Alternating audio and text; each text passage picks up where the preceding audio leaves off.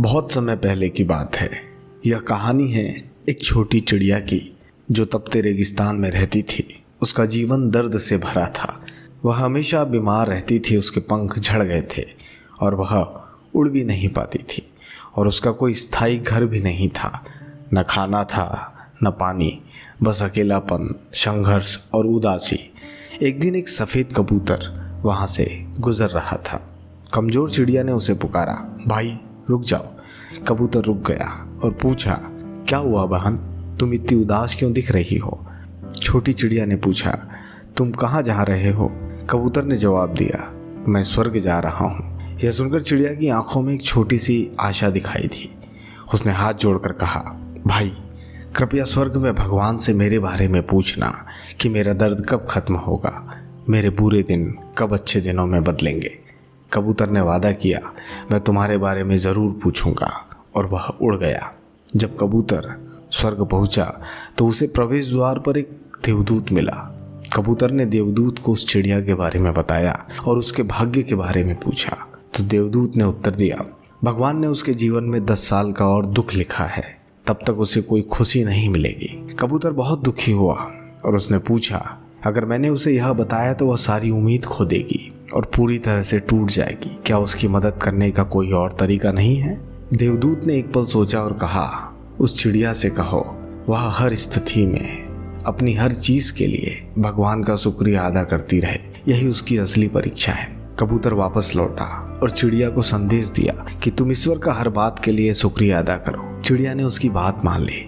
जब बीमारी के कारण उसके पंख झड़ गए तब भी वह कहती रही, हर चीज के लिए भगवान का शुक्रिया। धीरे धीरे कुछ जादुई होने लगा। उसके पुराने कमजोर पंखों की जगह नए मजबूत पंख आने लगे।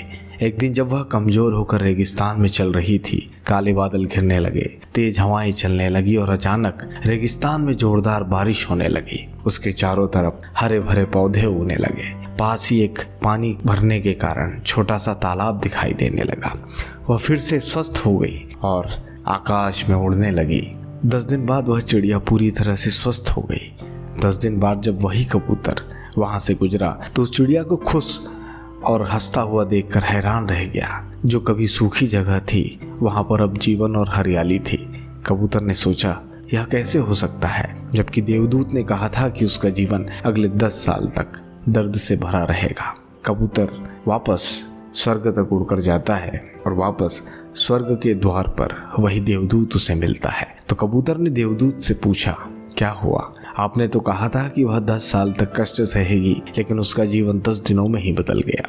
देवदूत मुस्कुराया और बोला, हाँ, उसके भाग्य में 10 साल का दुख लिखा था, लेकिन जब कोई ईमानदारी से कहता है हर परिस्थिति में, चाहे अच्छी हो या बुरी, हर चीज के लिए भगवान का शुक्रिया अदा करता है, तो वह अपने पिछले कर्मों को जला देता है और उसकी परीक्षा समाप्त हो जाती है। उसी तरह चिड़िया की परीक्षा समाप्त हो गई। उसके 10 साल का दुख सिर्फ 10 दिनों में सिमट गया। उसकी शुद्ध कृतज्ञता के कारण उसका दुख खत्म हो गया। हम में से ज्यादातर लोग जिंदगी में छोटी छोटी परेशानियां आते ही शिकायत करना शुरू कर देते हैं। हम पूछते हैं कि मैं ही क्यों, इस दुख के लिए, इस दर्द के लिए मैं ही क्यों। लेकिन हम भूल जाते हैं कि कृतज्ञता में हमारी जिंदगी बदलने की ताकत होती है। जब हम हर परिस्थिति में, चाहे वो दुखदाई हो या सुंदर हो, सच्चे दिल से ईश्वर का शुक्रिया अदा करते हैं तो हम हमारी किस्मत बदलना शुरू कर देते हैं। शिकायत करने से हमेशा जिंदगी भारी हो जाती है।